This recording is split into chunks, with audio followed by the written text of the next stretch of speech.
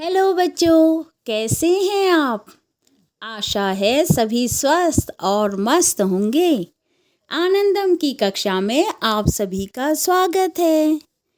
आज की हमारी कहानी है माँ की ममता। बात बहुत पुरानी है। एक दिन थॉमस एडिसन नाम का एक छोटा सा बच्चा विद्यालय से अपने घर आया और एक लिफाफा अपनी माँ को देते हुए बोला, माँ, मेरे शिक्षक ने मुझे यह कहा है कि इसे केवल अपनी माँ को ही देना। माँ ने लिफाफा खोला। माँ पत्र पढ़ रही थी कि बच्चा बोला, माँ बताओ, आखिर इसमें क्या लिखा है मेरे शिक्षक ने? पत्र पढ़ते हुए उदास हुई माँ की आंखें बच्चे के इस प्रश्न पर नम हो गई।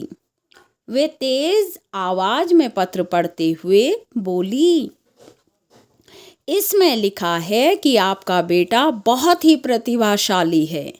यह विद्यालय उसकी प्रतिभा के आगे बहुत छोटा है और उसे और बेहतर शिक्षा देने के लिए हमारे पास इतने काबिल शिक्षक नहीं हैं। इसलिए आप उसे खुद पढ़ाएं या हमारे विद्यालय से भी अच्छे विद्यालय में पढ़ने को भेजें। यह सब सुनने के बाद वह बालक अपने आप पर गर्व करने लगा। माँ ने उसके सिर पर प्यार से हाथ फेरा। अब वह माँ की देखरेख में अपना अध्ययन करने लगा। कई बरस बीत गए। माँ के देहांत के कई सालों बाद वह बालक अब एक महान वैज्ञानिक बन चुका था। एक दिन वह अपने कमरे की सफाई कर रहा था, तभी उसे अलमारी में रखा हुआ वह पुराना पत्र मिला, जिसे उसने खोला और पढ़ने लगा।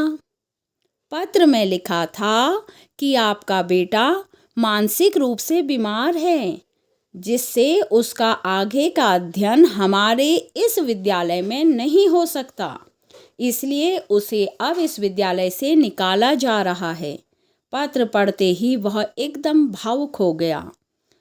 उसने मन ही मन अपनी ममतामयी माँ को याद किया और अपनी डायरी में लिखा, मैं तो मानसिक रूप से एक बीमार बच्चा था, लेकिन मेरी माँ की ममता और प्यार ने मेरा भविष्य संवार कर मुझे प्रतिभाशाली व्यक्ति बना दिया। चलिए बच्चों, अब आप मुझे बताएंगे, यदि थॉमस एडिसन की माँ उसको वह पत्र विद्यालय से निकाले जाने के समय ही दिखा देती, तो आपके अनुसार उसका जीवन कैसे प्रभावित हो सकता था? जब आप किसी की तारीफ करते हो तो उसकी उपलब्धियों पर क्या फर्क पड़ता है? यदि आपको कोई भी प्रेरणा के शब्द न कहे तो क्या आपकी कार्यक्षमता कम हो जाती है? आपको कैसा लगता है जब आपके परिवार के सदस्य आपके बुरे समय में आप पर अपना भरोसा रखते हैं?